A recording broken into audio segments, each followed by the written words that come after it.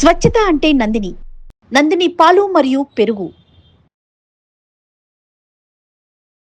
వాగర్థవివ సంపృక్తౌ వాగర్థ ప్రతిపత్తయే జగతః పితరౌ వందే పార్వతీ పరమేశ్వరౌ. ఆదిత్యాయ చ సోమాయ మంగళాయ బుధాయ చ గురుశుక్ర శనిభ్యశ్చ రాహవే కేతవే నమః.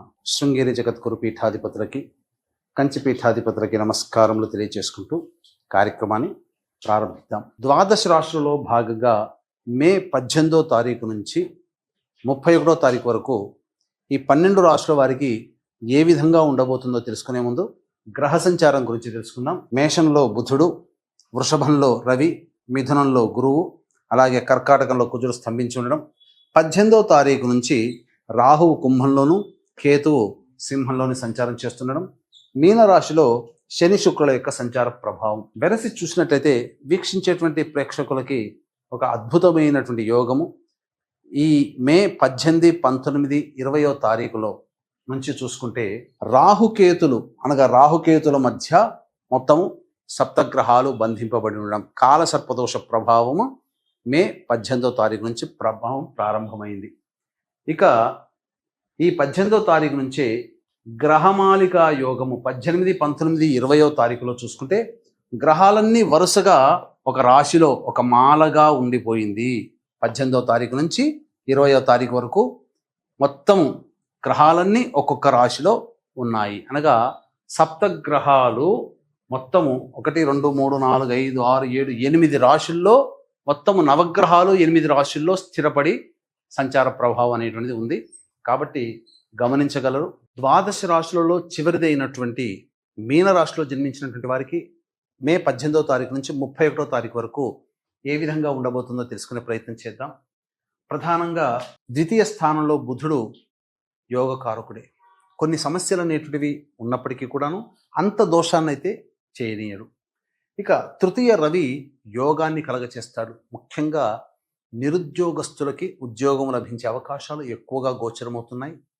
అలాగే ఆల్రెడీ ఉద్యోగం చేస్తున్నటువంటి వాళ్ళకి చేస్తున్నటువంటి సంస్థలో ప్రమోషన్లు రావడం కానీ, లేదా వేరే ఇతర సంస్థల్లో కనుక మీరు అప్లై చేసుకుంటే చక్కటి జీతభత్యంతో మీకు మళ్ళీ కొత్త ఉద్యోగంలో మీరు జాయిన్ అవ్వడం కానీ జరిగే అవకాశాలు గోచరమవుతున్నాయి. అన్ని విధాలుగా ఉద్యోగస్తులు సంతోషకరంగా జీవితాన్ని గడుపుతారు.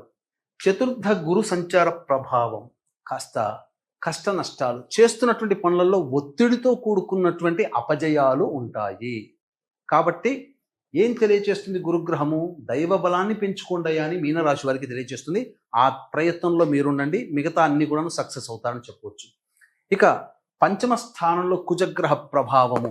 ఇది మొండితనము, మంకుపట్టు, ముక్కుసూటితనాన్ని ప్రదర్శించే స్వభావంతో ఉండడం వల్ల చాలా మటుకు అవకాశాలన్నీ దగ్గర దాకా వచ్చి మీ అంతట మీరే పోగొట్టుకుంటారు. అంటే ఎక్కిన కొమ్మను నరుక్కునేటట్టుగా మీ యొక్క స్వభావము ఈ కుజగ్రహ ప్రభావం వల్ల మీకు కలుగుతుంది. కాబట్టి జాగ్రత్తలు పాటించండి. ఇక రాహుకేతుల యొక్క ప్రభావం ఎలాగో అనుకూలంగానే ఉండబోతుంది, అన్ని విధాలుగా యోగదాయకంగా ఉంటుందని చెప్పవచ్చు. ఇక రాశిలోనే శుక్రుడు చక్కటి స్థితిలో ఉన్నటువంటి కారణం చేత స్త్రీ సౌఖ్యము, దాంపత్య సౌఖ్యము, ప్రేమను కోల్పోయినటువంటి వాళ్ళు మళ్ళీ తిరిగి ప్రేమను పొందేటువంటి అవకాశము, అలాగే ఇతరులతో వాగ్వివాదాలు పొందినటువంటి స్థానంలో మళ్ళీ అందరితో కలుపుగోలుగా ఉండేటువంటి స్వభావము ఈ యొక్క 18 నుంచి 31వ తారీఖు వరకు మీనరాశిలో జన్మించినటువంటి వారికి కలగబోతుంది. అయితే జన్మశని ప్రభావం వలన ప్రతి ప్రయత్నంలో కూడా కొద్దిగా అనాసక్తి ఉంటుంది, బద్ధకం అనేది పెరుగుతుంది, పోస్ట్పోన్మెంట్ చేసుకుంటుంటారు. ఇది చాలా మటుకు మీకు ఉన్నటువంటి అపజయాలకి ప్రధాన కారణం ఈ శని ప్రభావం అని చెప్పవచ్చు. ఏతావాత చూసుకున్నట్లయితే ప్రధానంగా దైవబలం అనుకూలంగా లేకపోవడము, ముక్కుసూటితనము ఉండడము, అలాగే పోస్ట్పోన్మెంట్ వర్క్ ఉండడం, ఈ 3 అవలక్షణాలు మీ యొక్క అధోగతికి కారణమవుతాయి. కాబట్టి ఈ మూడింటిని పక్కకు పెట్టి పాజిటివ్ వే దృక్పథంతో మీరు ముందడుగు వేసి ప్రయత్నం చేయండి. గ్రహాలన్నీ కూడా మీకు అనుకూలిస్తాయని చెప్పవచ్చు. ఇక విదేశీయానము, విదేశీ విద్యకు సంబంధించి చేయ ప్రయత్నాలు కొలిక్కి వస్తాయి. చక్కగా విద్యార్థులు బాగా కష్టపడితే తప్ప ఫలితాలు పొందలేరు. కాబట్టి ఏదైనా కాంపిటీషన్ ఎగ్జామ్స్లు కనుక ఉన్నట్లయితే అంత సులువుగా మీరు తీసుకోకండి, కష్టపడడానికి ప్రయత్నం చేయండి. మీకు సులువైనదే అనిపించినటువంటి సబ్జెక్టు కూడా కష్టతరంగా మీకు మారవచ్చు. కాబట్టి ఏమాత్రం కూడా నిర్లక్ష్యము విద్య పట్ల విద్యార్థులు చెయ్యకూడదు. ఇది గుర్తుపెట్టుకోండి. ఇక వివాహం కావాల్సినటువంటి అబ్బాయిలకి అమ్మాయిలకి కష్ట ఫలితము మాత్రము చేత వివాహం కలుగుతుంది అంటే ఎక్కువగా శ్రమ కోర్చాలి, ఎక్కువగా ప్రయత్నాలు చేయాలి పెద్దవాళ్ళు అని తెలియచేయడం జరుగుతుంది. ఇక సంతానం కోసం ఎదురు చూసేటువంటి వ్యక్తులు కాస్త సంయమనం పాటించి మంచి సమయం కోసం ఎదురు చూడడమే కర్తవ్యంగా పెట్టుకోండి. ఇప్పుడున్నటువంటి సమయం అనుకూలంగా లేదు అనే విషయాన్ని గమనించుకోవాలి. ఏదైనా సంతానం గురించి ఎదురు చూసేటువంటి దంపతులు కాస్త ఇబ్బందికరమైనటువంటి వార్తను వినాల్సినటువంటి పరిస్థితి ఏర్పడుతుంది. తర్వాత రాహుకేతుల యొక్క ప్రభావం కూడా మిగతా గ్రహాన్ని కూడా కంట్రోల్ చేస్తున్నటువంటి కారణం చేత చాలా మటుకు శుభ ఫలితాన్ని ఇచ్చే గ్రహాలు కూడా మందకొడిగా ఫలితాలు ఇవ్వడం కారణం చేత మీరు అసంతృప్తికి లోనే అవకాశం ఎక్కువగా గోచరమవుతుంది. కాబట్టి దైవ బలాన్ని పెంచుకునే ప్రయత్నం చేయండి. వీక్షించేటువంటి ప్రేక్షకులకి గమనిక, ఈ మే 22వ తారీఖు రోజున హనుమత్ జయంతి సందర్భంగా శని మారినటువంటి సందర్భంగా మేష, మిథున, కర్కాటక, సింహ, కన్య, వృశ్చిక, ధనుస్సు, కుంభ, మీన రాశిలో జన్మించినటువంటి వారికి శని దోష నివారణము, అలాగే జాతకరీత్యా కలుగు విద్య, వివాహ, ఉద్యోగ, దాంపత్య, అనారోగ్య సమస్యల నివారణకి సంబంధించి దోష నివారణ కార్యక్రమం సర్వదోష నివారణ పూజల హోమాలలో భాగంగా చేయించి శక్తిపాతము చేయబడినటువంటి శంకరంగలి మాలను మీకు అందించడం జరుగుతుంది. అలాగే సరస్వతీ నదీ పుష్కరాల సందర్భంగా భార్య భర్త వైపు 3 తరాల్లో మరణించినటువంటి వారి ఆత్మతృప్తి కోసం బ్రాహ్మణుని కర్తగా పెట్టి పిండ ప్రదాన కార్యక్రమం, తర్పణాది కార్యక్రమాలు జరిపించడం జరుగుతుంది. అలాగే తండ్రి వైపు 6 తరాలు, తల్లి వైపు 3 తరాలలో కుటుంబాలలో ఏవైనా దుర్మరణాలు కనుక ఉన్నా, పిండ ప్రదానాలు చేయలేకపోయినా, అలాగే ఈ సంబంధించినటువంటి కుటుంబ సభ్యుల మధ్య అవగాహన లేకపోయినా అవి పితృశాపాలు లేదా సర్పశాపాలు, స్త్రీ శాపాలు అని చెప్పవచ్చు. వీటి ప్రభావం వలన అన్ని అవకాశాలు నోటిదాకా వచ్చి వెనక్కి వెళ్ళిపోతాయి. కుటుంబ సభ్యుల మధ్య అవగాహన ఉండదు. ముఖ్యంగా ఎక్కడ వేసిన గొంగడ అక్కడన్నట్టుగా ఉంటుంది. ఏ పరిస్థితిలో కూడా అపజయమే తప్ప విజయాన్ని పొందలేరు. కాబట్టి ఇటువంటి దోషాల నివృత్తికి ఈ 26వ తారీఖు రోజున అమావాస్య సందర్భంగా కర్ణాటకలోని రుద్రగయ క్షేత్రములో ఈ పితృదోష, సర్పదోష మరియు స్త్రీ శాప నివృత్తికి పూజాది కార్యక్రమాలు జరిపించడం జరుగుతుంది. వాటి వివరాలు కూడా కార్యక్రమం తదనంతరం కాంటాక్ట్ చేసి తెలుసుకోవచ్చు. ఇక దైనందిన జీవితంలో 18వ తారీఖు నుంచి 31వ తారీఖు వరకు ఎలా ఉండబోతుందనే విషయం తెలుసుకుంటే 18, 19, 20వ తారీఖులో కనుక చూసుకుంటే అన్ని రంగాలలో ఉన్నటువంటి వారికి ఆనందకరమైనటువంటి పరిస్థితి. చక్కగా వ్యాపారము అభివృద్ధి ఉంటుంది, ధనాదాయం కూడా చాలా చక్కగా ఉంటుంది, సంతోషకరంగా జీవితాన్ని గడుపుతారు. ఖర్చులకి మించిన ఆదాయం లభించడం ద్వారా అన్ని విధాలుగా సంతోషంగా ఉంటారని చెప్పవచ్చు. ఇక 21, 22వ తారీఖులో కనుక చూసుకున్నట్లయితే ప్రధానంగా మానసికమైన ప్రశాంతత లోపిస్తుంది. ఒక జిగ్జాగ్ లాగా ఉంటుంది. ఏ పని ఎందుకు కూడా ఆసక్తి ఉండదు. నిద్ర పట్టని పరిస్థితులు అనేటువంటివి ఉంటాయి. ఖర్చులు కూడా అధికంగా ఉంటాయని చెప్పవచ్చు. కాస్త అన్యాపదేశంగా ఉంటారంటే పరధ్యాసగా ఎక్కువగా గడపాల్సిన పరిస్థితి. 23, 24వ తారీఖులో చూసుకుంటే ప్రధానంగా బాధ్యతతో కూడుకున్నటువంటి పనులు నిర్వర్తించడం ద్వారా పెండింగ్లో ఉన్నటువంటి పనులను పూర్తి చేసుకుంటారు. ఒక రెస్పాన్సిబిలిటీని తీర్చుకున్న సంతోషంగా ఉంటారు. విందులు వినోదాల్లో పాల్గొంటారు. కుటుంబ సభ్యులతో ఆనందంగా గడుపుతారు. పాత మిత్రులను కలిసే అవకాశం గోచరమవుతుంది. 25, 26వ తారీఖుల్లో కనుక చూసుకుంటే తల్లి తరపు వారితో, బంధువులతో వాగ్వివాదాలు చోటు చేసుకుంటాయి. కుటుంబ సభ్యులతో వాగ్వివాదాలు కలుగుతాయి.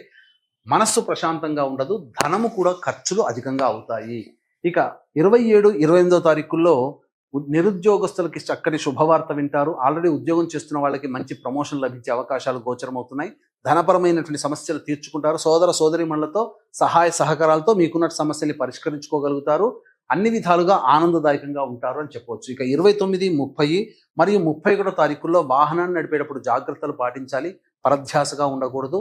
తల్లిగారి ఆరోగ్యం పట్ల శ్రద్ధ వహించాలి. వాహన మరమ్మతులకి, గృహ మరమ్మతులకి ఎక్కువగా ఖర్చులు పెరుగుతాయని చెప్పవచ్చు. మరీ ముఖ్యంగా మీ ఆరోగ్యం పట్ల శ్రద్ధ వహించాలి. తర్వాత సాధారణమైనటువంటి ఫలితాలు ఈ మీనరాశి వారికి కలుగుతాయని చెప్పవచ్చు. ఇక ఈ మీనరాశిలో జన్మించినటువంటి మహిళలు బాధ్యతలు పెరుగుతాయి, కానీ ఆ బాధ్యతలు పెరిగినంత విధంగా మీకు గౌరవ మర్యాదలు పెరగవు. కానీ అన్నిటికీ పెద్దతనాన్ని నెత్తిన వేసిన కారణం చేత, కొన్ని పనులు సరిగ్గా నిర్వర్తించలేని కారణం చేత అవమానాలు ఎదుర్కోవాల్సినటువంటి పరిస్థితి వస్తుంది. కాబట్టి జాగ్రత్తలు పాటించండి. అనవసరమైనటువంటి బాధ్యతలను నెత్తిన వేసుకోకపోవడమే చాలా మేలు అనే విషయాలు గమనించాలి. ఇక వృత్తి వ్యాపారంలో ఉన్నటువంటి మహిళలు డబ్బులు అప్పుగా ఎవరికి ఇవ్వకండి. పెట్టుబడులు ఎక్కడా పెట్టకండి. ఎవరిని గుడ్డిగా నమ్మకండి. ఇది సమయం అనుకూలంగా లేదు. ఆల్రెడీ ఉద్యోగం చేస్తున్నటువంటి మహిళలకైతే ఆనందదాయకమైనటువంటి పరిస్థితిగా ఉంటుందని చెప్పవచ్చు. వివాహం కాని అమ్మాయిలకి కాస్త ఆలస్యంగా వివాహాలు కుదురుతాయి.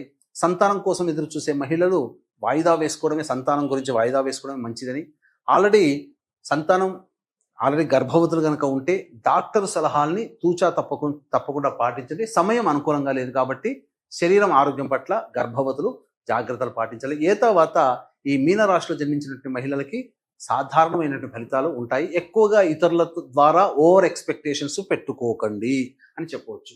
ఇక ఈ మీన రాశిలో జన్మించినటువంటి వారికి సమస్యలు కనుక ఉన్నట్లయితే ఆ సమస్యల పరిష్కారం కోసం ప్రతిరోజు నవగ్రహాల చుట్టూ శివాయ నమః అంటూ 27 ప్రదక్షిణ చేయడం, శివాలయంలో అర్చన జరిపించుకోవడము, ప్రతిరోజు కాలభైరవాష్టక పారాయణం చేయడం, ఇవన్నీ చేసుకుంటే చాలా మటుకు సమస్యలు తగ్గుముఖం పడతాయి. ఇప్పుడు చెప్పినటువంటి సమస్యల కంటే ఇంకా విభిన్నంగా మీ యొక్క జీవితం ఉందంటే మీ జన్మజాతకంలో నడుస్తున్నటువంటి గ్రహ దశాంతర దశల యొక్క ప్రభావాలు. కావున దగ్గరలోని మంచి ఉపాసనా పరులైనటువంటి జ్యోతిష్యుల్ని సంప్రదించి వారి సలహాలు సూచనలు కనుక పాటించినట్లయితే మరింత మెరుగైనటువంటి జీవితాన్ని పొందుతానని తెలియచేయవచ్చు. అలాగే మే 22వ తారీఖు రోజున హనుమత్ జయంతి సందర్భంగా జరిగే సర్వదోష నివారణ పూజల హోమాల్లో గోత్రనామాలు నమోదు చేసుకుని శక్తిపాతం చేయబడినటువంటి శంకరంగలి మాలని సొంతం చేసుకోవచ్చు.